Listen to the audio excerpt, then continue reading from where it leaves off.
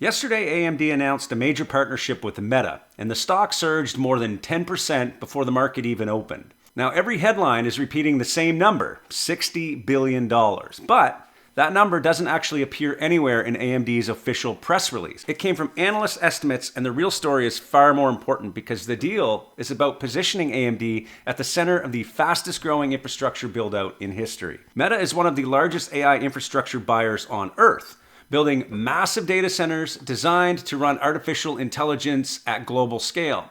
And they just committed to deploying AMD infrastructure across multiple generations. When semiconductor companies become embedded inside infrastructure like this, the impact compounds over years, not quarters.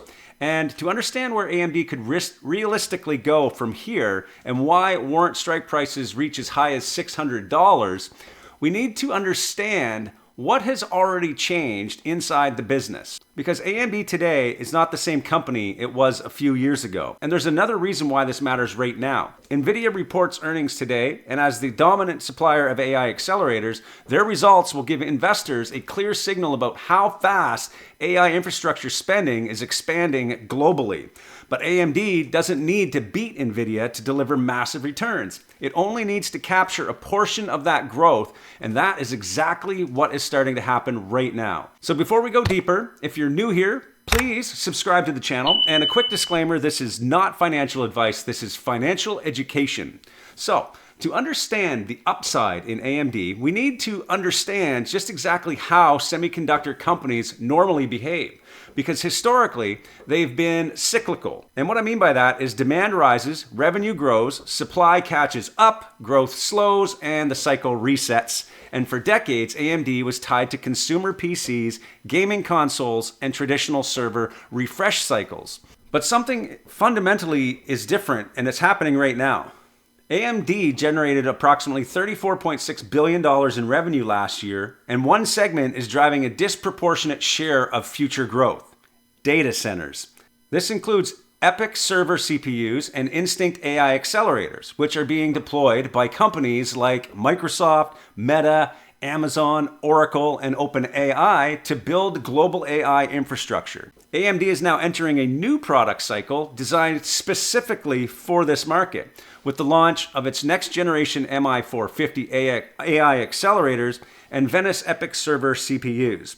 These are designed for hyperscale deployment, and each new generation drives infrastructure expansion that compounds revenue growth over multiple years. As AI adoption increases, compute demand increases, and AMD is supplying chips directly into that expansion, which changes the earnings profile of the company. As data center revenue grows, margins improve, revenue becomes more durable, and earnings scale faster, transitioning AMD from a cyclical company into a long-term infrastructure compounder. And this shift was already underway before the Meta announcement. The Meta partnership accelerates it. What actually changed with this deal is straightforward. Meta committed to deploying up to 6 gigawatts of AMD AI infrastructure across multiple generations, including Instinct accelerators and EPYC server CPUs in a multi-year deployment. Meta was already a customer, and this just expands that relationship significantly. AMD has also expanded its partnership with OpenAI, which matters because AMD is now supplying multiple hyperscalers, building infrastructure at massive scale. These systems operate continuously, scale globally, and create long-term demand that ultimately drives earnings growth. Now let's look at the financial foundation behind the bull case. AMD generated approximately $34.6 billion in revenue last year, with gross margins around 51% and non-GAAP operating income just over $6 billion, which establishes the baseline. But semiconductor infrastructure companies are valued based on future earnings, not current earnings. AMD currently trades at a forward price to earnings multiple of about 26, only slightly higher than Nvidia, around 24. Now, I think this is important because Nvidia has already captured most of the first wave of AI infrastructure spending, while AMD is still in the early stages of scaling into that opportunity, which means AMD has more room for earnings expansion, in my opinion, if it continues gaining market share.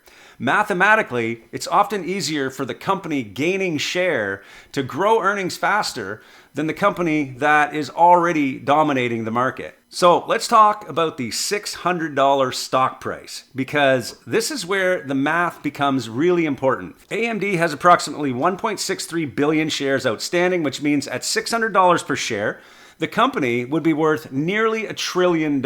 At a 30 times earnings multiple, that implies AMD would need to generate about $32 to $33 billion in annual net income, or roughly $20 per share in earnings. Now, that sounds enormous, but infrastructure scale changes the equation.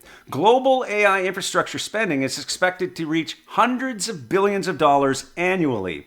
And Lisa Su has stated directly that each gigawatt of infrastructure represents double-digit billions in revenue potential.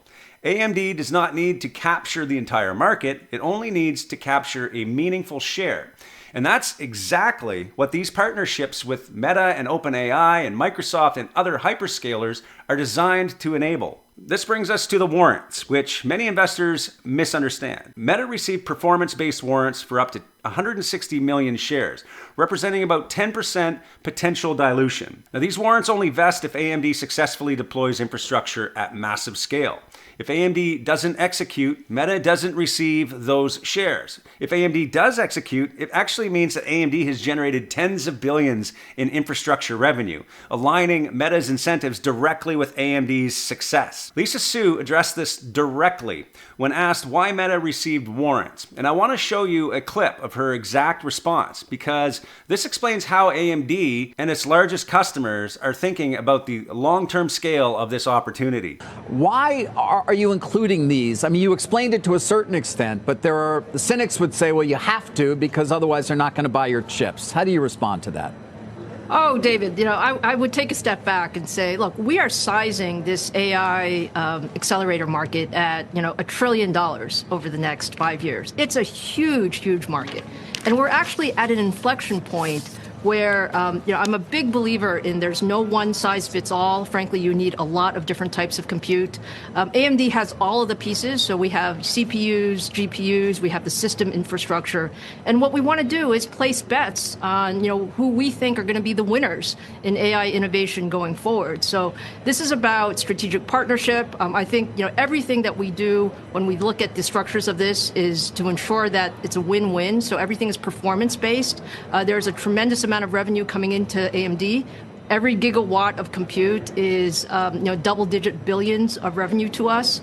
And then when you think about all of the ecosystem value in terms of increasing, and improving our hardware ecosystem, our software ecosystem, and it really accrues to every customer that uses AMD. So it is a special time, it's a special place, and it's an opportunity for us to supersize what was already a fantastic partnership.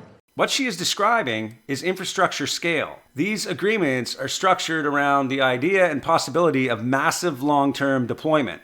The warrants don't guarantee AMD reaches $600, but they confirm that AMD's largest partners are aligning themselves with AMD's long-term success. So the bull case is clear. AMD is becoming embedded inside global AI infrastructure, and infrastructure demand compounds over time, allowing earnings to scale significantly. Even capturing a modest share of global AI infrastructure spending could dramatically increase AMD's revenue and earnings. But there are risks. Nvidia remains the dominant supplier. Competition is intense, pricing pressure is real, and execution matters. If AMD fails to deliver competitive performance or scale production, growth could slow and dilution from warrants is a real consideration.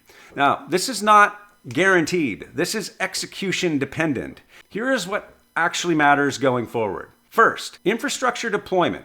As Meta's rollout begins ramping in 2026 and shipment volume converts opportunity into revenue. Second, earnings growth, because revenue alone does not drive stock prices. Earnings do. Third, customer expansion, as additional hyperscale adoption would further strengthen AMD's long-term earnings potential. This is how infrastructure companies grow, through adoption, execution, and earnings scaling over time. AMD is no longer competing primarily in consumer hardware cycles. It's actually competing for a share of global AI infrastructure, which is a much larger opportunity. The path to a $600 AMD stock price is not based on hype, it's actually based on earnings. And I'm not saying AMD reaches $600 anytime soon, but it is very interesting that this number appears directly inside the structure of this deal. So I want to be clear. I am a shareholder, and AMD is one of my largest positions. Every investment carries risk, and you should always do your own due diligence and your own research. Understand what you own and make decisions based on your own conviction. If you found this useful, please subscribe, and I will continue tracking AMD and the global AI infrastructure build-out as it develops. Thank you for watching. See you next video.